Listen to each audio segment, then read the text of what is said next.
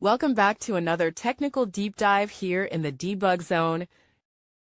Today we're tackling a big question and breaking it down with insights from other users. Hopefully this clears up some misconceptions and helps you get the answer you need. So buckle up, stay a little curious, and let's jump right in.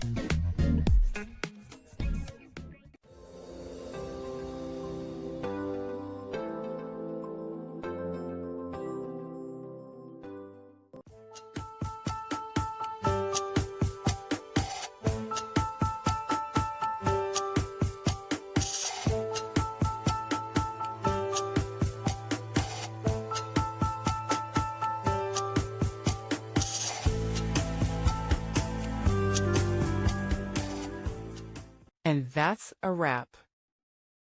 I hope you found the answer you were looking for. If you did, take a second to hit that subscribe button. It really helps out. And let me know in the comments which solution worked best for you.